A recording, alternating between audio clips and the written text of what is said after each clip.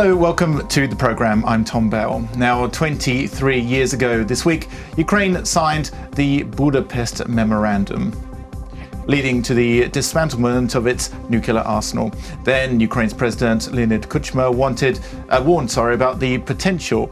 The West, the only positive hope for Ukraine to retain its independence, was only interested in a denuclearized Ukraine. And now the credibility of these security assurances is at stake. Joining us on the programme to discuss this is Volodymyr Khandohiy, the president of the Ukrainian Foreign Policy Association. So, thank you very much. And the former ambassador to London. And the former ambassador to London as well. You have many titles. Thank you for joining us. Yeah, thank you. Thank you for inviting me. As we know at the moment, obviously Ukraine is in the centre of this geopolitical struggle between Europe and Russia. Also, we have the United States as well that's trying to deal with North Korea, and there's a lot of strong rhetoric that's coming from the White House. So, after the Budapest Memorandum, after the terms were largely seen as being violated, what do you think that means now for global security, and what steps can be taken to regain this trust? Well, first of all, I would like to mention that it was 23 years ago today, on the 5th of December. Exactly today, this memorandum was signed in Budapest at the summit of the OSCE. At that time, it was called CSE. And at that time, Ukraine hoped that that was a very important step and an important instrument to guarantee Ukraine's independence after we discard or remove all the nuclear weapons that we inherited from the Soviet Union. And everyone else thought that way. But after 23 years, we can safely assume that Budapest Memorandum, did not prevent Russian Federation from occupying, annexing part of Ukrainian territory. Now, many people don't even know about the Budapest Memorandum. Yeah, many people. Can you briefly explain sort of how important the memorandum actually is, and how important the nuclear weapons were? First of all, you have to look at this memorandum as part of the bigger agreement. First of all, the first part of this agreement is to for Ukraine to get rid of nuclear weapons and to accede to the Treaty on Non-Proliferation of Nuclear Weapons as a non-nuclear weapon state. It's pretty complicated, but this is the real step that Ukraine undergone that time. Ukraine acceded to the Treaty on Non-Proliferation as a non-nuclear weapon state, but the condition was put that we need guarantees that while withdrawing nuclear weapons in the future, we will not suffer from any kind of aggression or annexation or violation of Ukraine's borders, or economic pressure, or the use of force, or threat of use of force. All those commitments were included in this memorandum, and memorandum was signed by very important persons of that time. Yeah, and it was signed in good faith as well, not just for the leaders then, but also for the future leaders. Yeah, of course, for the future.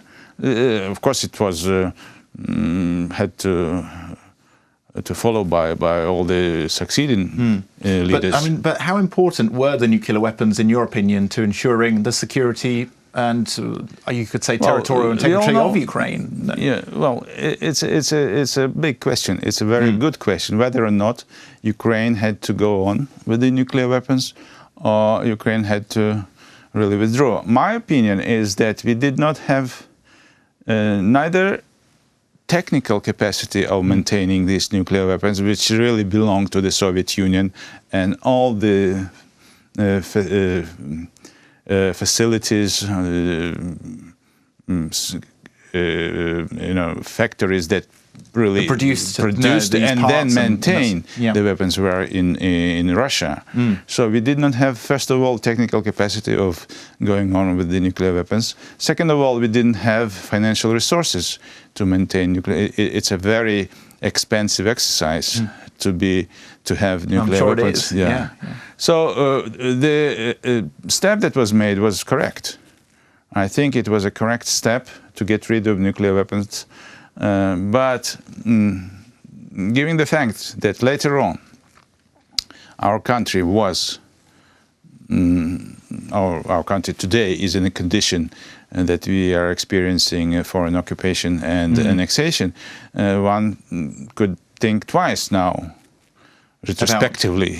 And not just in Ukraine, but in other countries as well. And that was a good example, or rather, at that time it was a good example for others. But today, those countries that are, pursuing this nuclear idea and nuclear goal to become a nuclear state, nuclear weapon state, they are looking at Ukraine that got those guarantees in the memorandum that did not really help Ukraine to avoid foreign occupation and a violation of Ukraine's sovereignty and independence. So this is now an argument for those who wants to continue their nuclear weapons programs. And I have one final question for you as well. Often the United States and Britain and the other signatories of the Budapest Memorandum, they get blamed for not having a tough enough position. I mean, in the memorandum itself, there were a lot of affirmations, I think they called them.